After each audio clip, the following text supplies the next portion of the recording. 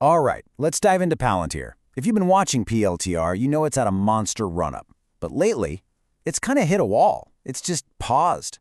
So the big question on everyone's mind is, what's coming next? We're going to play detective here and break down the key technical clues to figure out where this stock might be headed. You know, every stock chart tells a story, right? Sometimes it's a story of incredible growth. Sometimes it's a tragedy. And sometimes it's just plain boring. But with Palantir right now, honestly, it's shaping up to be a real thriller. So, here's the plot so far. A really powerful 3-month climb that has now come to a screeching halt. It's like the main character in a movie has sprinted up a huge mountain and is now just standing at the top catching their breath. And our job is to sift through all the clues on the chart to figure out if they're about to keep climbing or, well, something else. Okay, first things first. Let's get our bearings and look at the big picture. Where is Palantir right now on its journey? So as of early October, the stock was hanging out around 179.53. Now, that's after a fantastic 3-month run. But at this moment, it's in what the pros call a consolidation phase. Basically, it's not really going up, it's not really going down, it's just waiting, taking a breath. To really get what this pause means, we have to look under the hood at the foundation of the whole trend. And for that, we're going to turn to one of the most important clues you can find on any chart, the moving averages. Now, moving averages can sound a little technical, but the concept is super simple. Just think of them as the stock's cruising speed.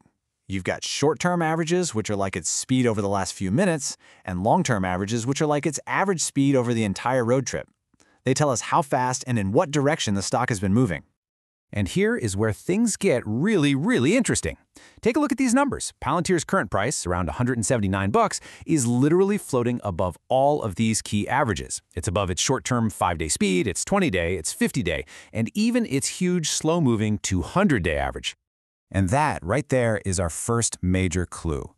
It's textbook stuff. When a stock's price is trading comfortably above all its major moving averages, it's a classic, undeniable sign of a healthy bullish trend. So the foundation, it looks really strong. The long-term story is a good one. Okay, so we've established the underlying trend is bullish. The foundation is solid. But what about the energy behind that trend? Is it running out of steam? Let's check the stock's vitals and gauge its momentum. Our first tool for this is called the RSI, the Relative Strength Index. The absolute best way to think of this is like the tachometer on your car's dashboard. If the needle is way up in the red, the engine is running too hot, we call that overbought. If it's about to stall out, it's running too cold or oversold. And Palantir's RSI?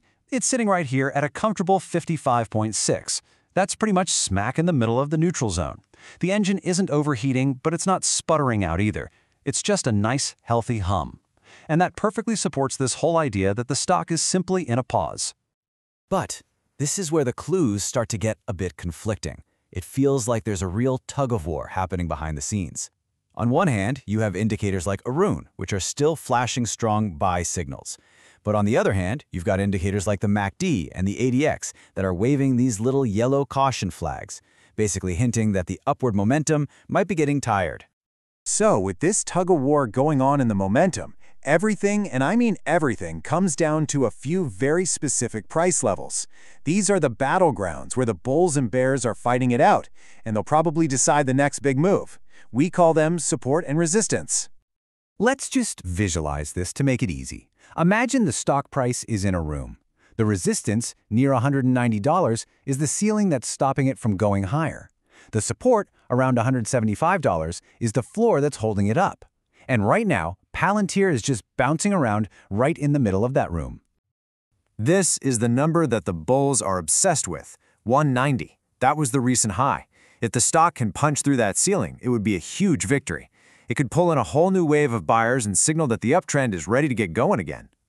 And on the flip side, this is the line in the sand, about 175.90. That's the floor, and what's really important is that this level lines up almost perfectly with that 20-day moving average we talked about.